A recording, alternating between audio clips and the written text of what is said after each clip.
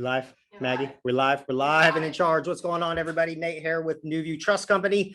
It is Wednesday, time for another Wednesday workshop with NuView Trust Company. I am your host and certified IRA services professional, Nate Hare, and today we've got a great topic, and it's how to buy auction property within your self-directed IRA.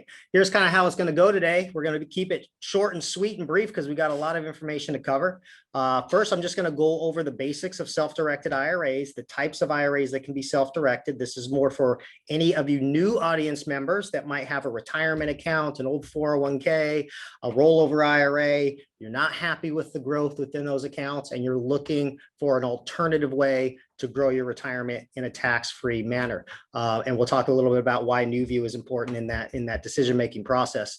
I've also got a guest speaker, a good friend of mine, Paul Henderson, who works with a lot of NuView clients. He's a resident expert on auction property here in the state of Florida. So we're going to have him come in and teach you a little bit about how auction property works, specifically the live auctions, and where are some resources that you can use if you're interested in looking for auction property as maybe an alternative asset in your retirement account. And then after that, I'm going to actually just show you real brief the forms. How would you submit a purchase request for your IRA to buy auction property and the different ways that you can structure that with your self-directed NuView account. So let's just jump underway. Before I get started, however, if you guys have questions, type your questions into the Q&A or the chat box.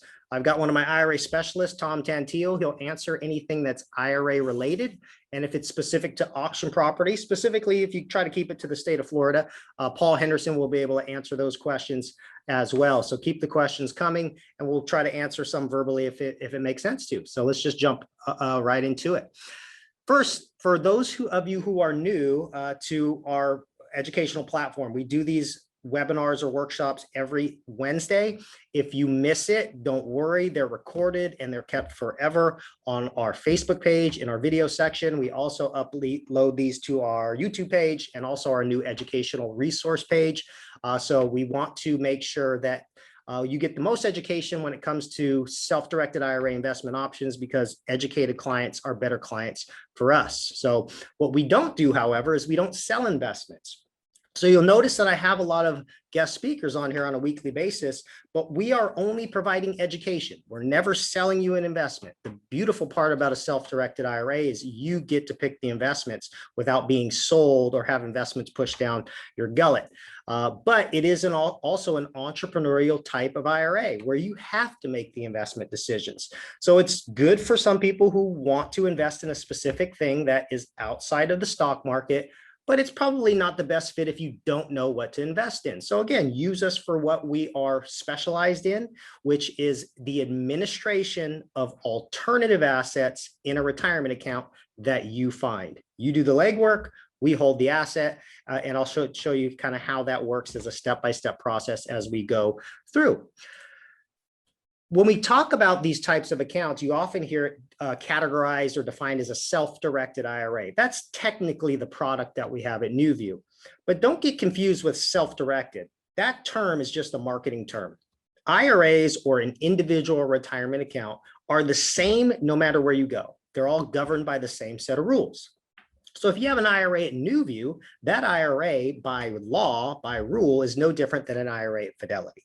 The only difference is the investments that you're allowed to hold within those companies. But that's not based on IRA rules. That's based on company preference. So when you look at most of our clientele, and we've got about 11,000 clients, most of them have IRAs and retirement accounts with Fidelity or Charles Schwab or TD Ameritrade.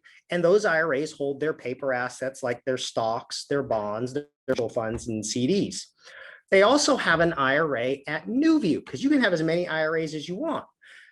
They also have an IRA at NuView because that's the IRA that holds their real estate, their notes secured by real estate, their investments into startup companies or pre-IPO, private equity, oil and gas, auction property, which we'll talk about today. The list goes on and on. But when you have the ability to have IRAs at different custodians that offer different investments within them, now you can really truly diversify your investment portfolio by investing in all things. What are the benefits to having a quote self-directed IRA? I kind of mentioned one. investing in alternative assets like real estate, promissory notes, auction property, cryptocurrency, it gives you the ability to diversify your overall retirement portfolio. So that's benefit number one. Benefit number two is the tax savings that you get with IRAs.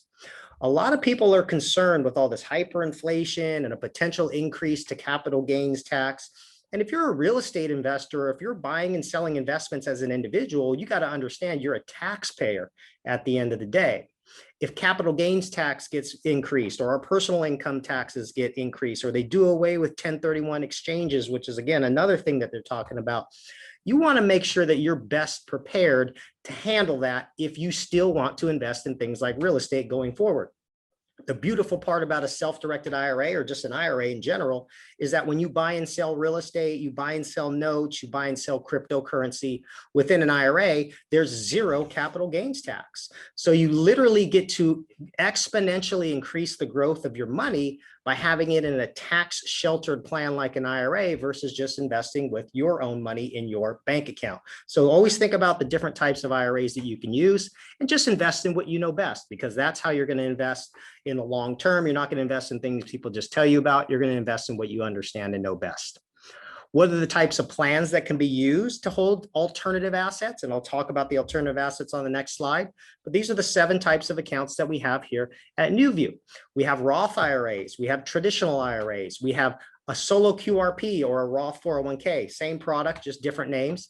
We have a SEP IRA, a simple IRA, and we even have health savings accounts and education savings accounts that fit specific types of needs. But all of these accounts, all that you see here, are all tax advantage. They're all tax exempt trusts. If you can use these individually or use them in combination. But if you're utilizing all the ones that you qualify for, or all the ones that fit your needs, you can consume more goods with tax-free dollars, and I'm talking about health expenses and education expenses, but then you can also save more for retirement by eliminating Uncle Sam out of the equation. So if you're interested in learning more about the types of accounts and what might fit right for you, I always urge you to call NuView Trust Company, ask to speak with one of my IRA specialists, and they'll kind of walk you through the tax advantages of each account. Maybe you're setting one up for the first time, or maybe you're just moving a portion of what you've already got from a Fidelity or a Charles Schwab. But these are all the accounts that can be, quote, self-directed.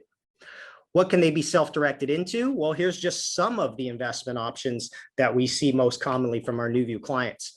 By rule, if you look at IRS rules, the IRS does not tell us what we are allowed to invest in. They only tell us what we're not allowed to invest in. And the list is extremely short.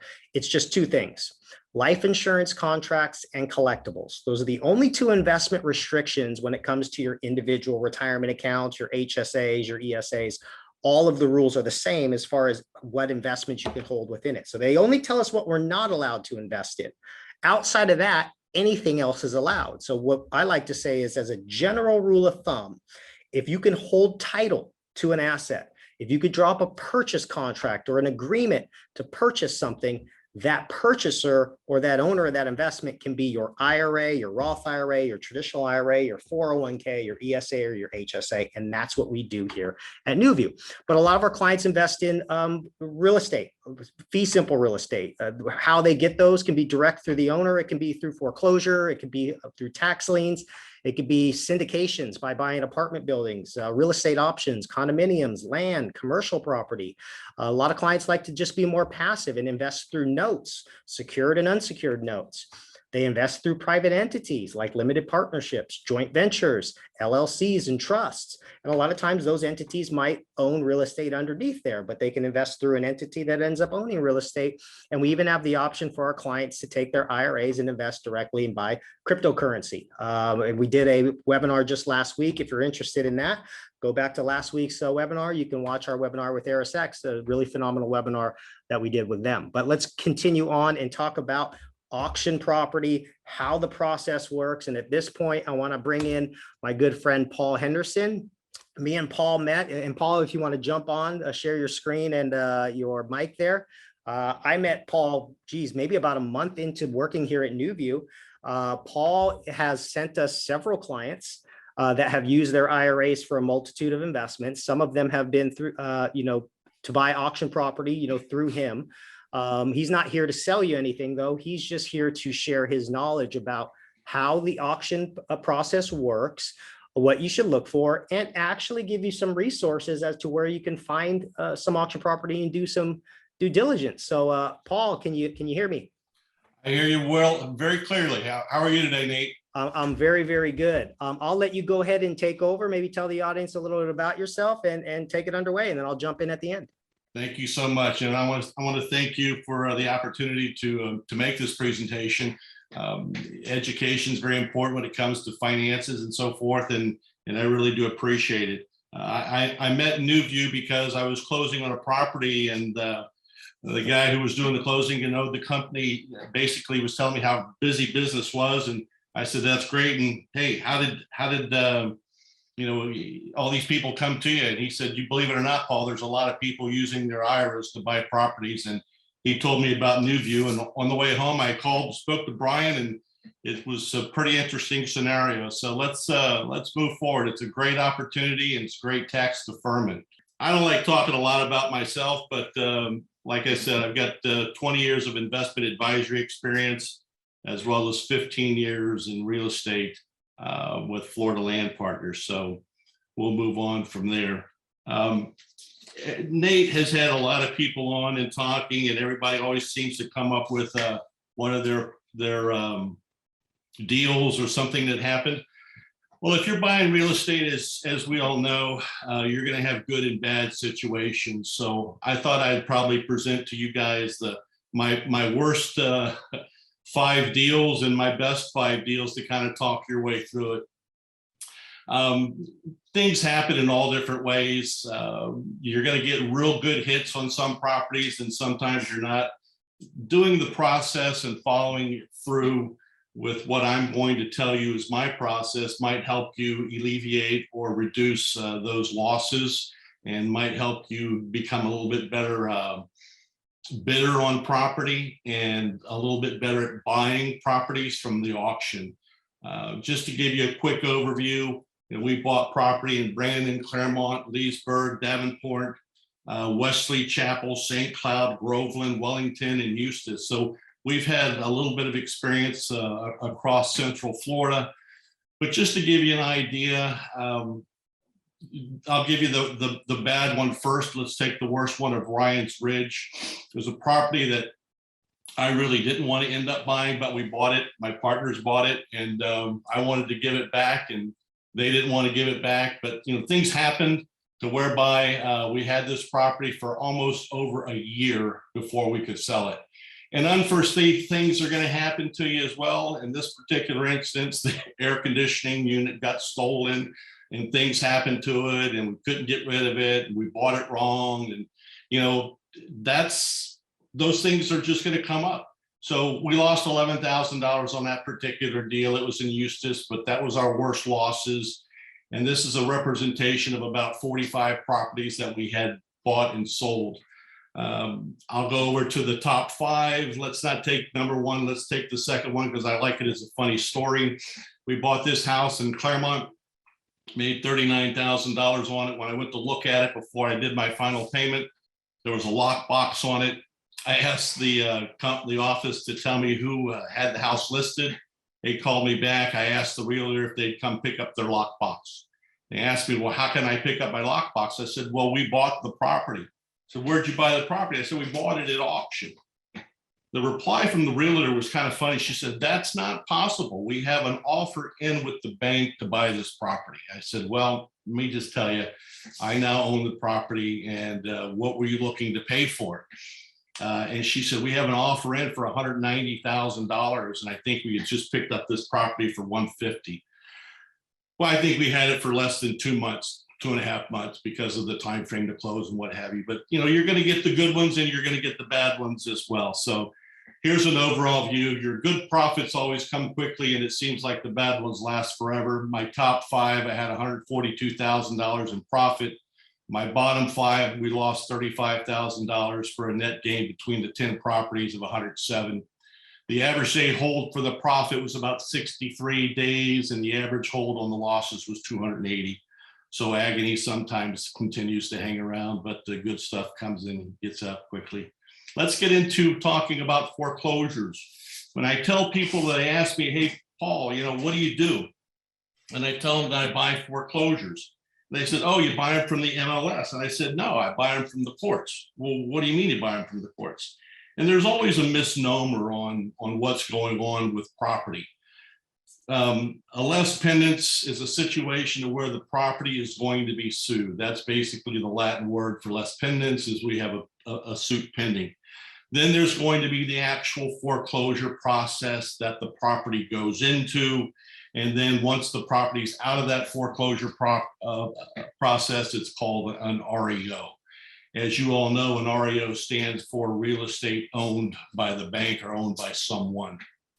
So let's kind of go through that and understand that what I'm looking at is a property that has been served, the owner's been served, and that the mortgagee is going to provide a lawsuit, and the lawsuit is going to tell them that, hey, listen, you're behind and we want to take over our property.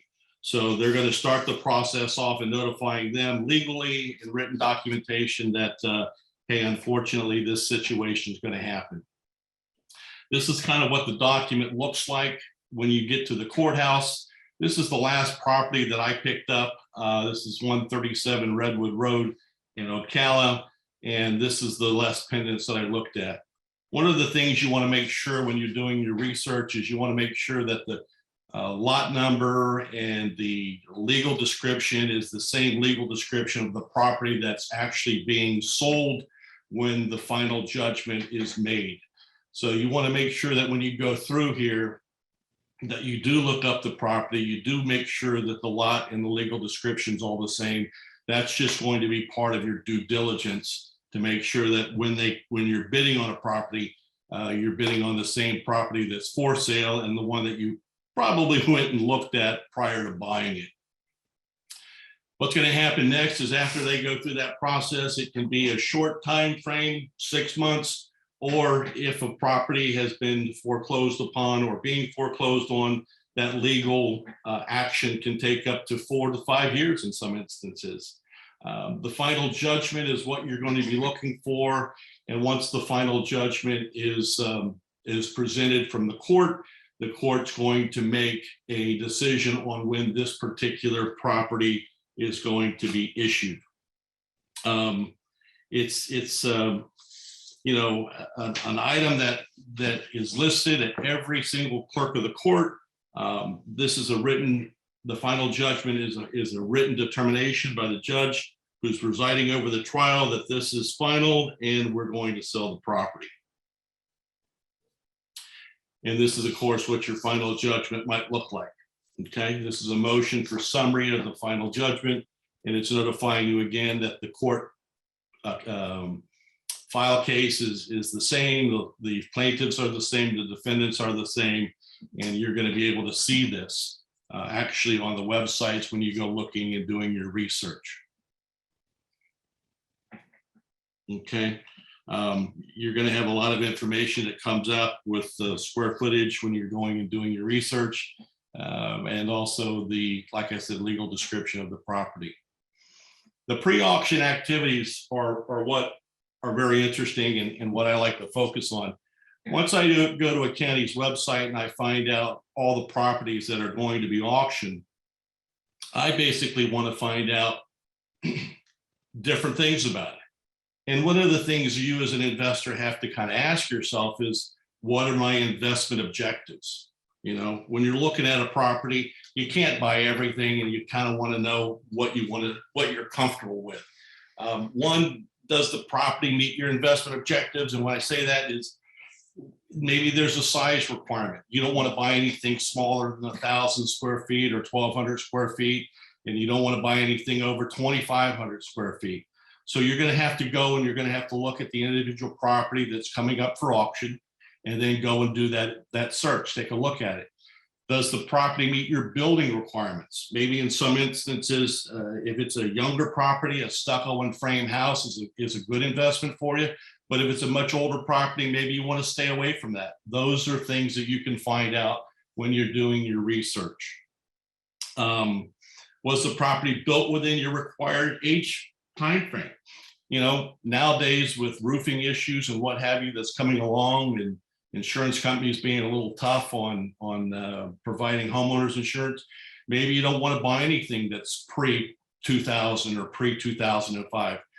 Maybe that doesn't matter to you. You want to kind of make sure that the investment that you're looking at is the type of investment that you want to move forward with and that you're comfortable with. Is the property in your area of interest? Maybe you don't want to buy something in Ocala that it's too far for you to drive, or Lakeland or Hillsborough County or something along those lines. Maybe it's as simple as, hey, I don't like that neighborhood, or hey, that's a great neighborhood. I have a sheet that I put together for each individual property that I take a look at, and it has the town and the community and all of that stuff's on my field inspection report. It's a document that I fill out for every single property that I look at. I personally think it's important to do that. I think it's going to make you a better bidder when it comes time to bidding on the property, because as you know, an auction lasts like, 5, 10, sometimes shorter than that, but could be 5 or 10 minutes. And you need to know where you stand with the property. Some guys are going to actually go out and look at a property, and some guys aren't. A lot of people don't look at properties. If they've done 10 houses or 15 houses, or let's just say a cumulative number of properties, they're going to plug in a number. So when they're sitting down looking at a 3-bedroom, 2-bath, 1,500 square feet in this neighborhood, we all know that you can go online and you can pull that particular property up and you can start doing your calculations as to what you think the house is worth. I'd rather know by looking at the property what it's worth and what I think that my costs are going to be to rehab it. You might drive up to the property, it looks like, hey, it just needs paint and a little tender love and care. Or you might look at the house and go, holy mackerel, this thing's going to cost $30,000 to fix. And you might not want to bid that high, because everybody's going to say, okay, here's what the house is worth. Here's what I'm going to have to put into it. But the flip side of that is, if I know that my rehab cost is going to be greater or smaller, to me, it's going to help me know where I need to be bidding on this particular property.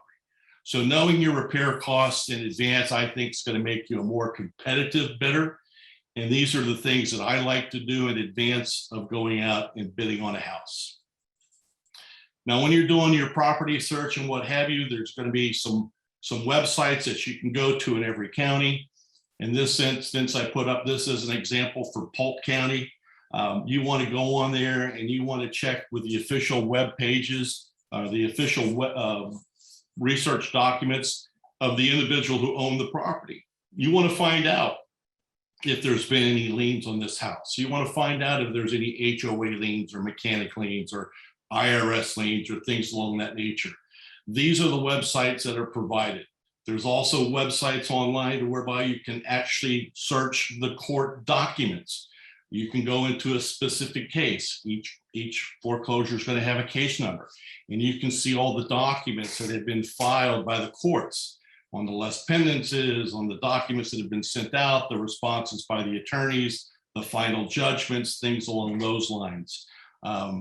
Those are all available. And then, of course, you all know that as well, excuse me, that you can go online and you can go to the property appraiser's website too, to make sure that the dimensions of the house are what you read it to be on the online or in-person auction site, or the auction site that you're going to be bidding at. Again, I know this is a little bit redundant, but I did say again here that estimating the rehab costs I think is just going to make you a more competitive bidder. You can see a lot if you don't want to get out of the car, just drive by. You can see a lot about a house as to whether or not it's occupied. If the air conditioner is on and the leaves are blowing beside it, hey, there's somebody there. Or by checking the water to see if the water turns on or turns off. But also you can see the yard, you can see the paint, You can see the roof. Is there any shingles missing? Are the fascias rotted? It needs to be replaced. There's a lot of things that you can see that are going to help you become, a better bidder with regards to that. Let's go on. The auction itself, as you all may or may not know, is a cash business. So whatever property you plan on buying, you have to know that it's going to be a cash situation.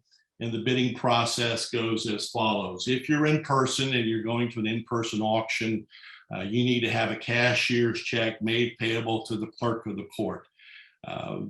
Before bidding, they will ask to see proof that you have some monies with you in the form of cashier's checks, to whereby you can, make that 5% payment. So if you're going to buy a $100,000 home, you're going to have $5,000 at that time to finalize that payment. If you're doing it online, the online requirements are that you have money on deposit the day of the auction. You can't wire money in after the auction's begun. You have to make sure that your deposit is in the account prior to bidding. They will not let you bid on it if you don't have the funds, and if you don't have enough money in your deposit account when you're bidding on a property, then your higher bid, if it exceeds the 5% on deposit, your bid won't be any good. So you need to make sure that you know or have a good idea what you're going to be paying for a property prior to that. Some counties are different. Their processes are different. So go to their websites, figure out what they're doing, and make sure that you know their policies and procedures. As an example, in Marion County, it's 5% for the winning bid, plus the court fee and the documents, and the money or the balance is due the following day. The same thing in Polk County, 5% is as the winning bidder, and the monies are due the following day. But if you go to Lake County, as an example, it's an in-person auction. And at Lake County, you're going to have your 5% cashier's check in hand. And then also you're going to have to be prepared to pay the balance the same day before 4 o'clock. So that's just a heads up on there's different things. You don't want to put your 5% at risk by not knowing the payment processes and procedures for what the clerk of the court has mandated for each individual auction. So as the winning bidder, like I said, the balance is owed the next day. There's time requirements that need to be there. We talked about Lake County. Again, attention to the county's times and procedures is important. You don't want to put money at risk and then lose it because you're unable to follow through with their process and their procedures. So we'll go from there. Now, once you become the winning bidder, what you're going to receive from the clerk of the court is going to be a certified certificate of sale. The certificate of sale is basically going to identify you as the winning bidder. You're required to pay the balance, as they said, the same day. So, the certificate is going to identify that they've sold it at the highest price and for cash, and your information will be listed there. It's at this time, as an investor, and I didn't put it on this, I put this notification on the certificate of title, which we'll get to. But it's at this time, if I can get that certificate of sale, which I'll actually go on the websites to see if they generated it and then print it up, is you want to insure your property. Even though you haven't taken title to the property by getting a certificate of title, this certificate of sale means that you're the highest bidder of the property, and you have to go to the courthouse the next day and wire the money. God forbid anything happens to that property. So I always try to get this document available, call my insurance companies on the phone, tell them the address, tell them that you were just the winner of this bid at auction. Scan this document and send it to them. Scan the bid sheet that you're going to be able to print off also, showing that you were the winner, and send that to them to protect your investment. That's a very important thing. And those documents can be found also on the court record search. Here's the hyperlink for specifically Polk County that you would be able to go in there, view the document, print the document, and then if you wanted to get it before receiving it in the mail or snail mail 3 or 4 or 5 days later. This is what a certificate of sale is going to look like. Again, this is the property I purchased in Marion County. It was 137 Redwood Road, and it says there, certificate of sale, final judgment on such and such date, January the 11th. JPSRA Ventures purchased this property, and it gives you the total amount. Then on the other side are the other documents going to show you the certificate of service. Everybody who was involved with this action is going to be notified that the property has been sold. So this kind of gives you an example of what you're going to see and what you're looking for after you become the winner of that particular auction. The next thing you're going to receive from the clerk of the court is going to be a certificate of title.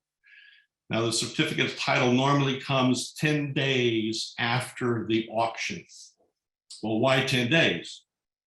10 days is going to give the people who have been notified that the sale has gone through, if there's any objections to the sale, that they have to file them within a certain time frame. Once that time frame has expired, then what's going to happen is the clerk of the court is going to generate the certificate of title, and it's going to be identified as you, the individual, or your company as the individual, and then the property was sold.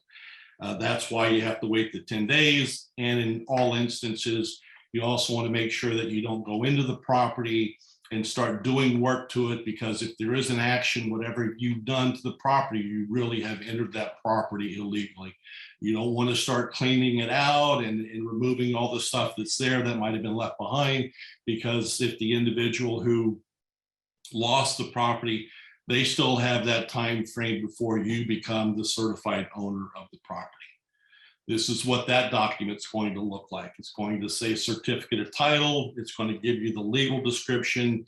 It's going to tell you who it was sold to on the date that it was sold, and that the date of this certificate of title was issued. Then there's also going to be proof backing up this certificate of title that everything was complied with as far as the legal descriptions being published, so everybody would know that that particular property was sold, and was sold at auction, and for the amount it was sold, and so on and so forth. Taking possession of the property. Here again, you're going to see at the top of the page, upon receiving the certificate, immediately insure the property. All right, let's back up. I would try to get that done, just to re-edify, I would try to get that done when I got my certificate of sale, okay? So make sure, again, once you get the certificate of sale, get the property insured to protect your investment. Now, if the property's still occupied, the people didn't move out like they were supposed to. That happens in some instances. You need to make sure that in the documents of the final judgment, that there's going to be information in there that gives you the privilege or the right to go after a writ of possession. You don't have to recreate a new lawsuit and so forth. You can take that document on your final judgment, take it to your attorney, have your attorney prepare a writ of possession. They're going to prepare that writ. They're going to take it to the sheriff's department. The sheriff's going to give it to an officer to go out and to file the writ of possession with the individual and let them know that they are going to be evicted from the property. In some instances, I've actually gone to the property and had that conversation with individuals. Keep in mind that sometimes people are in financial situations or dilemmas that they really are down on their luck or whatever the case might be, and they have no financial means of moving. It's a sad situation. It's not anything that I'm sure people take lightly. But what I will do it sometimes is, if that's the situation, instead of hiring the attorney, and depending upon how the individual responds to me, I'll offer them what's called cash for keys. That amount can be $500 to $1,000, depending upon, for me, how they respond to my presence and my offering and trying to understand and trying to cope with them and help them out the best they can. Like I said, they've gone through enough as it is. $1,000 can be a lot cheaper sometimes than hiring an attorney and getting the court or the writ, and who knows what they might do to your property if they have to get thrown out. So keep in mind, though, that they do not get anything from me until they are completely moved out. In most instances, I'll give them a check, not cash, because I want to make sure that they don't try to come back and take possession of the property. I do notify the local police department that this has transpired, that they're moving out, that I've done this action. And definitely, if you can't change the lock to the property, make sure that you have a locksmith who can and get all those locks changed. But again, they don't get anything until they're completely moved out of the property. All right, vacant. Well, that's the best situation of all, isn't it? Call your locksmith or do it yourself, change all the locks, and let the rehab begin. Once you have a chance to get into the property and you're going to rehab the property, now you're in possession of it. You can really see what needs to get done. I think by sticking to a budget and budgeting out specifically what you think needs to get done is going to help you keep control of your expenses. Go ahead and get in there and make your list and try to budget specifically what you're looking to do. Things that are unforeseen are going to pop up for you at times. And when they pop up for you at times, you want to be prepared for it. But staying to your budget and doing a good job pre-purchase helps you with your budget on the rehab side. And it's just, again, going to make you an overall better bidder. And ultimately, it's going to help you manage your expenses and ultimately help you increase your profits. So after everything is said and done and you've got the property and you rehabbed it and everything is good to go, now you got to make that decision. Am I going to sell this property or rent it? You're going to do that either by owner and or you're going to get your realtor and put it on the multiple listings. As you notice, I am a broker, so I basically list my own properties and I save that 3%. So that's a great thing for me. And I think that it's something that would work out well for everybody else. So with that, I'll turn this back over to Nate and I'll stop sharing here. Nate, click on there. And hopefully we're back. We are back. Yeah, great information. If anybody has questions for Paul specifically related to auctions, type them into the Q&A section. Paul will answer those accordingly. And if you've got any self-directed IRA questions, type those into the Q&A as well. And I'll have my IRA specialist, Tom, who's standing by, answer those as he's been answering throughout the presentation. And then we'll come back at the end after I kind of show you how the NuView process works in all this and kind of just add some filler to what the good information Paul's already provided. Let's talk about the NuView side of it as well. So when you buy auction property with your self-directed IRA, it's a little bit different of a process than normal. Most of the time when clients are buying existing property, they're negotiating directly with the seller or they're doing a note secured by real estate. The investment's already readily identified and we have forms that you can fill out to easily purchase those. When you buy at auctions, based on the type of auction it is and how quickly you need the money, we got to get a little bit creative as to how we process that if you intend for your IRA to own it.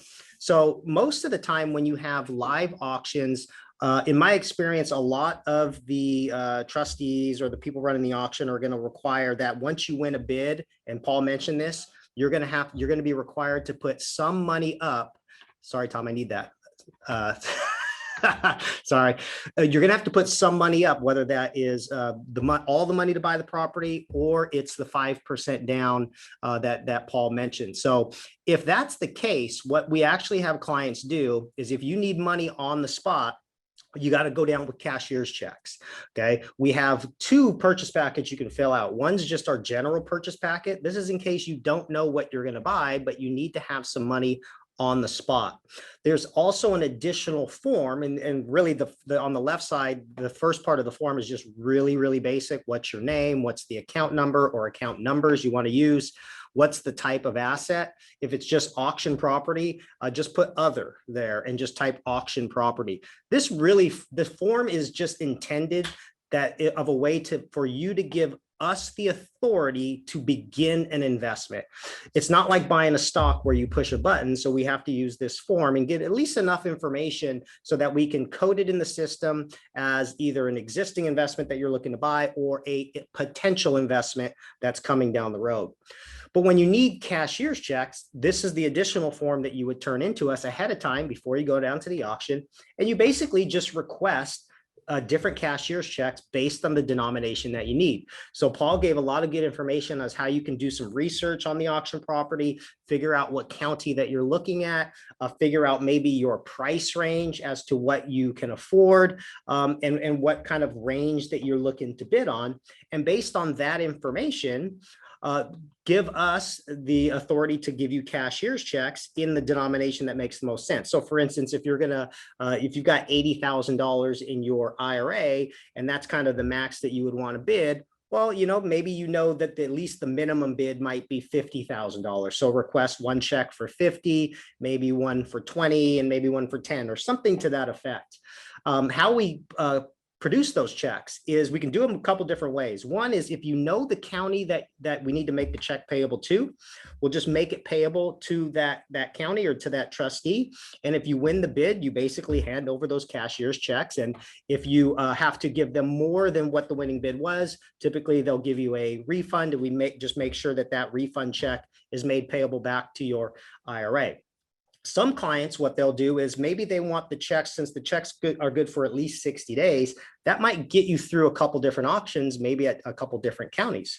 So what they do is they just actually make the checks, we'll make the checks payable to your IRA. So if you don't know what auction that you're going to win a bid at, and you're going to go to different ones, we can actually just make the check payable to your IRA.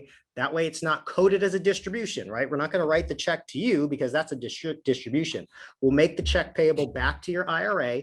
And therefore, when you do win, you can just endorse the check over if the trustee allows you to do that.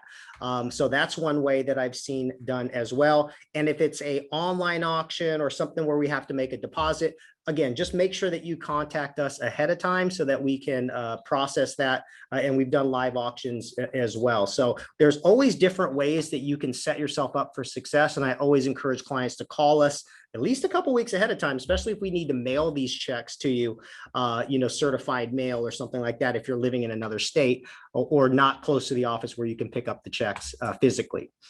There's other ways that you can set up yourself to purchase auction property or foreclosures through using your IRA as well. So we mentioned one, cashier's check. There's other ways that you can set yourself up ahead of time too. What a lot of our clients actually choose to do is they'll set up an LLC or a trust or just another entity, and we'll actually fund the entity prior to them going and buying anything. Now, this works pretty well. There are some cautions to doing this, though. I always urge you guys to consult with myself or IRA specialist here at NuView. We can kind of walk you through the process, talk about the do's and don'ts with an LLC owned by your IRA. Some people call it a checkbook control IRA, but it does give you the ease of use to use a checking account linked to the LLC or a checking account linked to the trust, where you can just go down to an auction and just write a check yourself. So obviously there's additional costs with setting up an LLC. So there's always going to be pros and cons, right? There's no magic washing machine. There's no magic strategy that fulfills everybody's needs on every single investment. So you just want to look and see what's best for me based on the investments that I'm trying to do. So setting up an entity that your IRA owns and you have the checkbook is another solution to going and buying auction property where you need cash on the spot. If you're self-employed, you can also use the solo QRP or our 401k. This is a very, very powerful tool. You do have to be self-employed and have a business with no common law employees. So there are some qualifying criteria to having one. But the solo QRP also gives you checkbook access. Basically, we set you up with the 401k based on plan documents. You set up a bank account linked to the 401k, and you're the administrator of the 401k. You write the checks. Okay.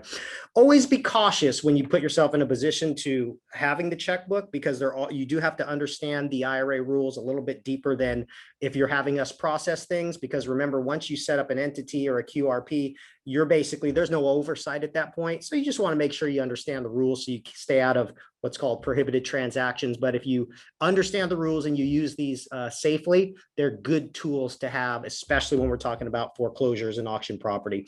Or you can go online. I actually have a case study about a client that actually used an online service, auction.com. If you guys are familiar, again, it's just an option. We don't promote or endorse any way that you invest, but there's just good to find some options in case you can't actually make it to a live auction. So I wanted to kind of tell her story because it's a real good story, and I had a real good conversation with her, and I'll kind of tell you how it goes. So we'll call her Barbara. That's not her real name.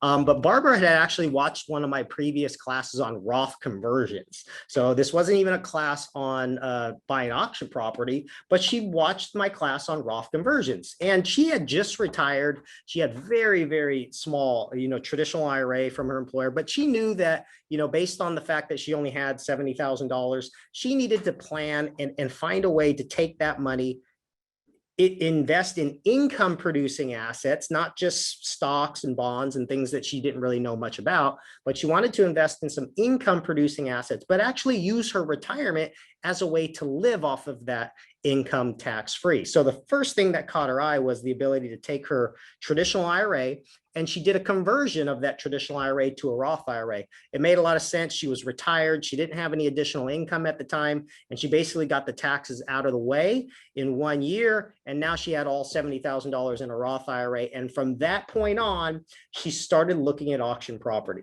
Now, this wasn't a suggestion I made to her. This wasn't anything other than the fact that she just went online. She was trying to find property. One of the first things she told me, which was really funny, and she said this throughout the call, she just said, Nate, I just want to tell you, I am not a real estate investor. Don't tell anybody I'm a real estate investor. I said, I promise, Barbara, I won't. She said, I'm not a real estate investor. I just went and I wanted to find properties because I like to take walks. She goes, I walk 5 miles a day, and I like to go walk around the neighborhood, and I noticed these properties that were sitting vacant or grass is overgrown. So she started looking online to find a way to make bids on these properties. So she made a couple bids through auction.com, online service that gives you auction property all over the country.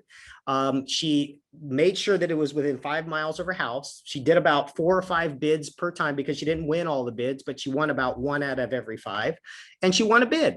And now she was using her Roth IRA, and all her information of her Roth IRA was used as the buyer instead of her personally. And she actually won the first bid. Now, how that story went: she won the bid for $55,000. Okay, she took title to that property. We helped process that investment. We took title in the name of her Roth IRA. Remember, she's just doing the legwork. She's making the offer. She's making the bids. But when it comes down to signing agreements, we signed the end agreements through auction.com, and we took title to that property in her Roth IRA. From that point on, she owned it, and she needed to do some basic repairs. She said she anticipated 5,000 repairs. She didn't even use all 5,000. It was really just minor paint, some new carpet, and things that didn't really cost that much. And after about 2 months, and I remember she was saying the contractors were a little slow, the repairs weren't that bad, but after 2 months, she began renting the property, and she was netting about $600 a month. Now, remember, this is completely tax-free to her Roth IRA. Now, at the point, she was above 59 and a half. So her plan was to invest this money for 5 years, because with Roth IRAs, as a point of education, remember, Roth IRAs, in order to have qualified tax-free and penalty-free distributions, you have to have a Roth open for 5 years and be above the age of 59 and a half. So she kept the money in there, rotating around, doing some other investments. She rented the property out for a few years, and then she sold it. She sold it for $90,000. And with the rents that she collected for, that 16-month period, she netted over $30,000 completely tax-free to her Roth. Okay. Fast forward in time, 8 years goes by.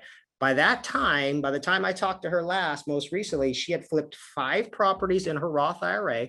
I forgot to add this on her, but her Roth IRA now is worth about $280,000. She's got a couple properties in there, not just one. And she did this all by just taking walks around her neighborhood. She kept it small. She did a lot of the things that Paul mentioned. Stick within your sweet spot, stick within the houses within your age group, or how old the houses are. Stick within your location, if location is important to you. And that's all she really did. And she kept reminding me that she was not a real estate investor. Now she's over 59 and a half, and she's had the Roth open for 5 years. So all the rents that get paid on these auction property that she owns in a Roth IRA, every month that comes to a Roth IRA, she takes that out as income to herself, tax-free and penalty-free, and continues to look for new auction property to grow the value of her IRA in retirement instead of just liquidating it until it's gone. So I really liked her story. She was a real fun gal to talk to. And remember, she is not a real estate investor, but she did pretty darn well, I would say, investing in real estate through her walks. As we wrap up, and I'll bring Paul back on here. Paul, you can go ahead and unmute yourself and see if we have any other questions or some final words. Just want to give people a heads up as to what's coming up in August. We're going to do a full-fledged IRA education month with me. We're going to talk about, and we're going to dive deep into the forms and actually the process, because I've had a lot of clients say, can you show us kind of more on the forms? Can you show us the process? So we're going to do that for you guys. Your messages have been received, and we're going to give it back to you guys. We're going to talk about how to buy real estate, just general real estate, the different strategies that people use, and the different self-directed IRAs and how those forms and process actually work. We're going to do that August 4th. We're going to talk about how to be a private lender with your IRA if you want to be more passive. On that class, August 11th, if you're a borrower, you should also be on that class. If you're looking to raise private money from other people's retirement accounts, you should understand what lenders are looking for. So this is not just for lenders to learn. This is for borrowers to learn too. And again, it's completely free. I'm going to talk about the 10 considerations that you should have before being a lender. And again, borrowers, you should understand that as well. On the 18th, how to make big bucks in small IRAs. So we're going to talk about using HSAs and ESAs and even small dollar Roths and traditionals, and how you can utilize strategies that incorporate leverage to take small amounts and make them larger exponentially, and talk about the different ways that you can do that. And then August 25th, we'll kind of encompass everything and talk about creative real estate strategies, or not creative real estate strategies, creative investment strategies for self-directed IRA investors. That'll be a really fun one as well. So make sure you register for all of these classes. We'll have a landing page in the comments for each of these, so you guys can register directly, and you get a copy of the recording too when you register, even if you don't make it. Stay up to date with us. Follow us on Facebook. You get these live notifications of when we go live. So if you forget, shoot, you'll get a notification if you've got Facebook. Follow us on YouTube as well. Subscribe to our YouTube channel, because we're constantly adding content there as well. And some of the content on our YouTube page is not stuff that we have here on Facebook. So make sure to subscribe to our YouTube page as well. And just a reminder, for the entire month of July, we are giving back to anybody looking to establish a self-directed IRA or IRAs. We have some special promos where we're not charging any application fees whatsoever. That's at least a $50 credit to each individual account you open. So if you've got a Roth IRA you'd like to set up, you've got a spouse who wants a Roth IRA, you've got kids that have earned income that need Roth IRAs, or you need a 401k or a SEP. A lot of people are rushing to get those accounts set up and make contributions, because you can still make contributions to the employer plans up until around September 15th or October 15th. So if you need to get those accounts set up, make sure to either email us at info@NuViewTrust.com, or if you need a little bit more information, go to our website so you can kind of check us out. But I always encourage people to get it on the phone with either myself or an IRA specialist, and use that email, info@NuViewTrust.com. Paul, are you with me? I'm here. Okay. Any final words as we wrap up? First, before you do that, I just want to say thank you so much for the information. I've been looking forward to this since we talked about it a couple months ago now, but great information. It was right in line with what I wanted to present as well. But any final thoughts to the audience? Well, real estate's a great opportunity. I think it's been around for a long time. If you followed in the Wall Street Journal, there was a great article today It was a big landlord to scoop up more houses. There's a lot of detail there.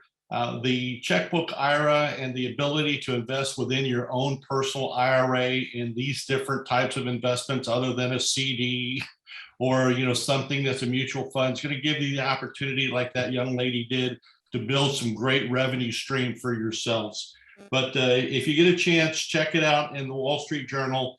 There's a company that's going to raise $1.5 billion to buy $5 billion of real estate over the next 3 years. So from the big boys' perspective, I think they see the next 3 years still being a pretty good scenario. There's a lot of opportunity out there. And thanks again for giving me the chance to talk about foreclosures. Yeah, and I've got some questions. If you got a little time, Paul, Sure. I'll read them to you. Maybe you could just answer them verbally. Rodney, thank you for the question. Rodney says, do you do the writ of possession on vacant properties? I've never had that situation with you mean with vacant properties, houses that have nobody in? The absolute answer is there's no need to. Absolutely no need to. If the property is empty and you've received the certificate of title after the 10 days from the sale, go in there, change the locks, it's yours. You are the owner. So, and I have a follow-up question from Rodney, and he says, I asked because I've heard people have falsely claimed afterwards that they left $1 million ring in the house. Well, Rodney, there are a lot of people who say things like that, but after that 10 days, whatever's in that house is yours. That's why you don't want to go in there prior to receiving that certificate of title. Another thing, Rodney, that I do is I do before and after pictures because I like to see what I had and what I currently created. So I go through the house and I take pictures of everything when I walk through that door. So that's something that might help you out also in defending yourself should that $1 million ring go show up missing. Yeah, $1 million ring, but they couldn't get the property. I left my Lamborghini parked in the living room. Did you find it?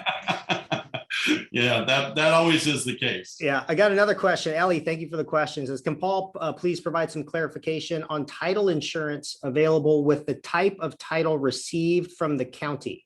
I'm not sure. There is no title insurance. Got it. You have to do the due diligence yourself. You can have a title search done on a foreclosure prior to bidding. But in my instance, I might look at 50 houses a month.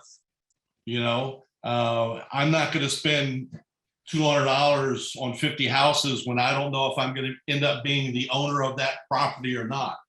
That's why you want to be able to go on to the websites of the clerk of the court and do your research under the official record search to see if there's any liens on that individual's name. When you look at those documents of foreclosure and the less pendants, it's going to give you the descriptive of the property as well as the individual's name. Go to the county website, look up that property, get that address, and look to see if there's been anything listed by the county where there's liens on that property.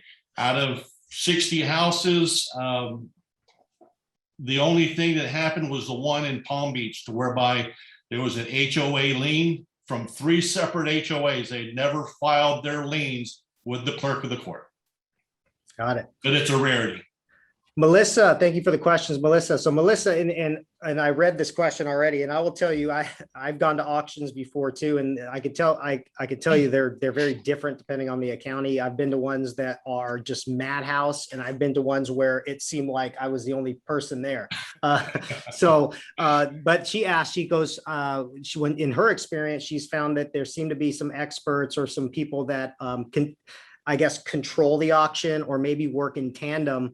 And she's got a couple questions, but basically her question is, do warehouses have the ability to get these properties before they go to auction? Or is there, how do you navigate through auctions that seem like they're being controlled in a way by maybe experienced bidders or people working in teams? I think that there's some laws against that, right? Well, there are laws against that, but Melissa is very astute. Okay, there are people who go to live auctions that are buddies. Yeah. And sometimes that they'll play games on bidding to whereby they'll run a bid up and then they'll renege on that bid. Well, they're not allowed to bid now because they've reneged, but their friend will be the bidder to bid it in a scenario. So yeah, there are guys that play games at live auctions, the online auctions. You can't see who the bidder is. You don't know who they are. They don't know who you are. But that's very astute. That's a sharp lady. Any advice on how to navigate through that? Or if you see that, what do you do? Well, it is a people business. Live auctions, as you can see, though, with between Lake County, Hillsborough, Marion, Osceola, Orange County, I can go on and on through Central Florida. There's only one county that's still, quote unquote, the live auction, and that's Lake County. You need to get there and you need to get into the mix of it and know who's playing games and what have you. It's a hard one to put the kibosh on because they're really not breaking any laws. And the clerk of the court has the right to say, okay, you can't bid on the next one.